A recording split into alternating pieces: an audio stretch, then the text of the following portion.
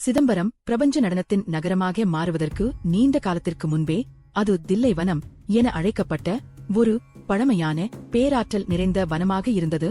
அந்த தலத்தை பாதுகாத்து வந்தவள் சக்தியின் உக்கிரமான உருவகமான தேவி காளி.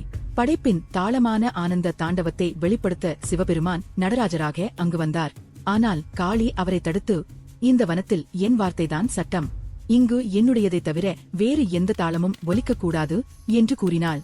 இந்த மோதலை தீர்க்க ஒரு தெய்வீக ஒப்பந்தம் செய்யப்பட்டது. வெற்றி பெறுபவர் தில்லை தலத்தின் காவலராக இருப்பார், தோற்பவர் அங்கிருந்து விலகுவார். திருமால் சாட்சியாக நிற்க தேவர்கள், முனிவர்கள், வானுலக சபை அனைத்தும் கூடியது. இது கோபத்தின் மோதல் அல்ல, லீலை, பிரபஞ்ச தெளிவுபடுத்தலின் தெய்வீக விளையாட்டு. நடனம் அக்கினியைப் போல துவங்கியது. தாண்டவ மூர்த்தியான சிவன் காலம் மற்றும் மறுபிறப்பின் தாளத்துடன் ஆடினார். லாசியத்தின் தெய்வமான காளி ஒவ்வொரு உக்கிரமான துடிப்பையும் அதே வலிமையுடனான அருள்மிக்க நளினத்தால் இணைத்தால்.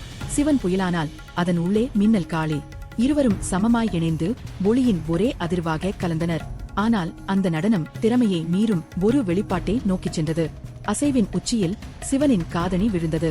தாளம் தளராமல் அவர் காலால் அந்த மணியை எடுத்து தூக்கி தனது காலை செங்குத்தாக வானத்தை நோக்கி உயர்த்தினார். அது ஊர்த்வ தாண்டவம். காளி நடனத்தை நிறுத்திவிட்டாள். அவள் உலகிற்கு தோற்கடிக்கப்பட்டதாக தோன்றினாலும் உண்மை அதைவிட ஆழமானது. இயற்கை என்ற முறையில் காளி வெளிப்படையான உலகின் விதிகளுக்கு கட்டுப்பட்டிருக்கிறாள். அந்த கணத்தில் சிவன் தன்னை புருஷனாக, அனைத்து எல்லைகளையும் மீறும் தூய சிந்தனையாக வெளிப்படுத்தினார். காளி புன்னகைத்தாள். அவள் தோற்கவில்லை, எல்லையற்றதை அடையாளம் கண்டாள். காளி தில்லையின் எல்லைக்கு குடிபெயர்ந்தால் அது நாடு கடத்தல் அல்ல, ஆனால் பாதுகாக்கும் பாதுகாவலராக. சிவன் அசையாத மையமாக மாறினார். அதே நேரத்தில் காளி கண்காணிப்பு எல்லையாக மாறினாள். பிரம்மா வேதங்களை ஓத, சிவகங்கை தீர்த்தத்தில் நீராட அவளின் உக்கிரம் கருணையாக மாறியது.